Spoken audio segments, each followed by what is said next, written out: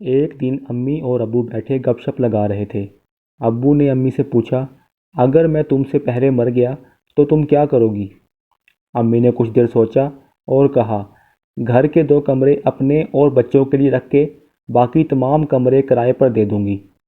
ان کمروں میں کالج کی لڑکیوں، آفس میں کام کرنے والی خواتین یا جوان بیوہ عورتوں کو ہی دوں گی، تاکہ وہ کرائے کے ساتھ ساتھ تھوڑا مجھے بھی ٹائم دیں، تاکہ میرا دل لگا رہے۔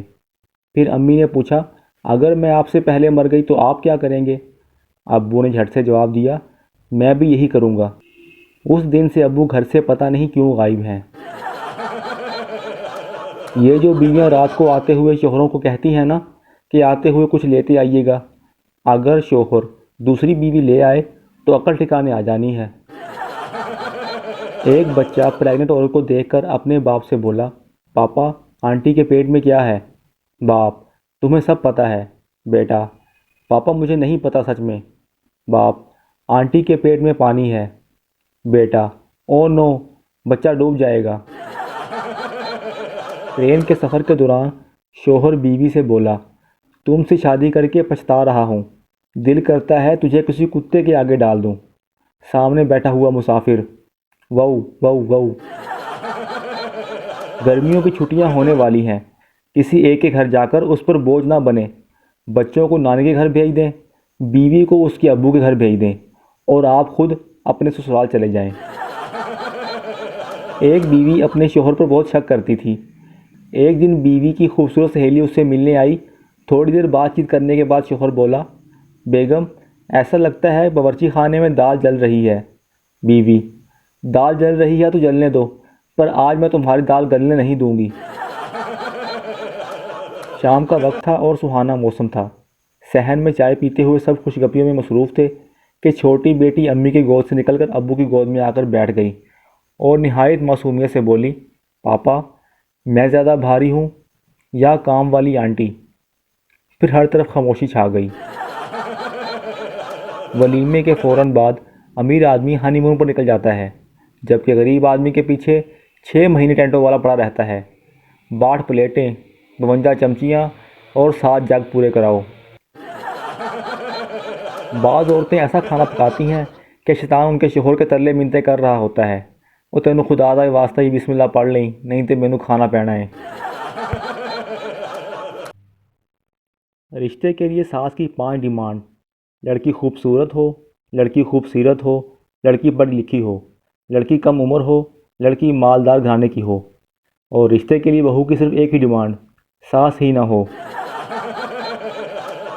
جب یورپ میں فوتگی ہوتی ہے تو لوگ کہتے ہیں ریسٹ ان پیس، اور پاکستانی کہتے ہیں رات چنگی پڑی روٹی کھادی سی۔ بیوی، آپ مجھے رانی کیوں کہتے ہیں؟ شوہر، کیونکہ نوکرانی کہنا تھوڑا لمبا ہو جاتا ہے۔ بیوی، آپ کو پتہ ہے کہ میں آپ کو جان کیوں کہتی ہوں؟ شوہر، کیوں؟ کیونکہ جانور کہنا تھوڑا لمبا ہو جاتا ہے۔ چابی سے کان صاف کرتے ہوئے احتیاط کریں، کہیں خدا نخواستہ آپ سٹارٹ ہی نہ ہو جائیں۔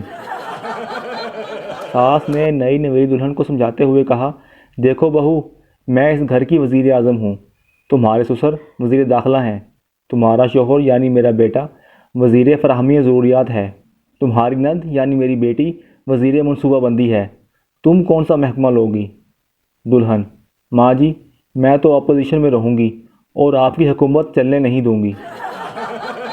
داماد سسر سے، ابا جی آپ کی بیٹی نے ناک میں دم کر رکھا ہے۔ سسر، بیٹا میرے بارے میں سوچ، میرے پاس تو اس کی بھی ماں ہے۔ فقیر شیخ سے، 10 روپے کا سوال ہے بابا۔ شیخ، پوچھو، شاید مجھے آتا ہو۔ ایک آدمی ہاتھ دھو کر ایک عورت کے پیچھے پڑا تھا، عورت نے منہ دھو کر دکھایا، تب جا کر معاملہ رفع دفع ہوا۔ ایک لڑکی تیسری بار ڈرائیونگ لائسنس کا انٹرویو دینے گئی۔ آفیسر، اگر ایک طرف آپ کا شوہر اور دوسری طرف آپ کا بھائی ہو تو آپ کس کو ماریں گی؟ لڑکی، شوہر کو۔ آفیسر، ارے میڈم، آپ کو تیسری بار بتا رہا ہوں، آپ بریک ماریں گی، بریک۔ باہر کے ممالک کی مائیں، بیٹا ملک شیک لے لو، کمزور ہو جاؤ گے۔ پاکستانی مائیں، کیلے خراب ہو رہے ہیں، تمہیں ملک شیک بنا دوں؟ عورت سے بدلہ لینے کا سب سے آسان طریقہ یہ ہے کہ جب وہ تیار ہو جائے اس سے پوچھ لو، خیریت ہے؟ ابھی تک تیار نہیں ہوئی۔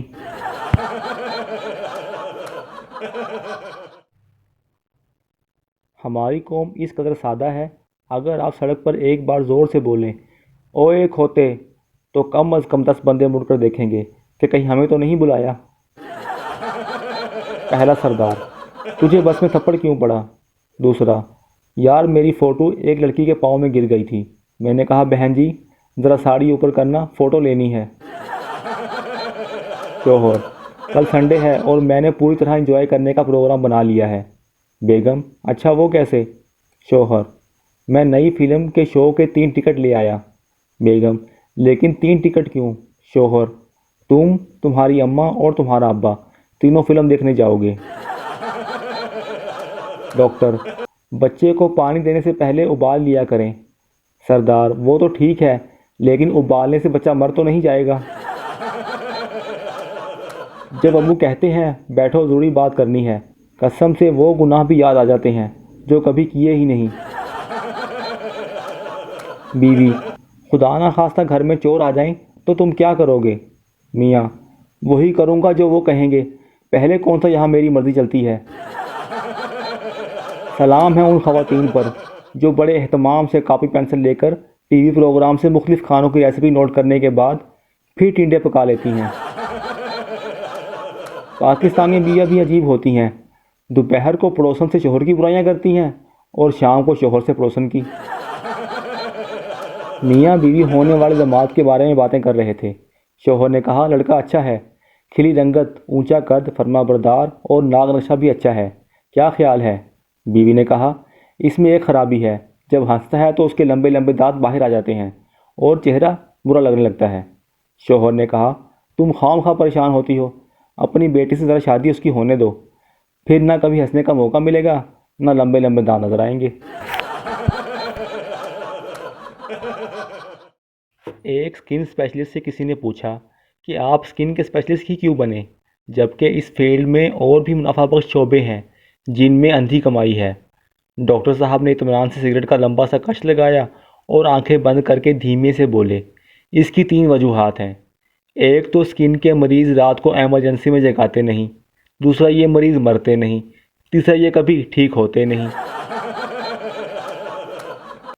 حوالدار نے تھانے دار کو ٹیلی فون کیا، جناب عالی ادھر ہمارے علاقے میں قتل کا جرم ہوا ہے، ایک عورت نے اپنے خاوند کو سر میں بیلن مار کر ہلاک کر دیا ہے۔ تھانے دار: کیوں، کیا وجہ تھی؟ حوالدار: جناب عالی مجرمہ نے فرش کو تازہ تازہ صاف کیا تھا اور فرش ابھی گیلا تھا کہ بس اس کا خاوند جوتوں سمیت کچن میں چلا گیا تھا۔ تھانے دار: مجرمہ کو گرفتار کر لیا؟ حوالدار: نہیں جناب، وہ ابھی تک کچن میں ہے اور ہم نے گرفتار نہیں کیا۔ تھانے دار: وہ کیوں؟ حوالدار: جناب ہم انتظار کر رہے ہیں کہ پہلے کچن کا فرش خشک ہو جائے۔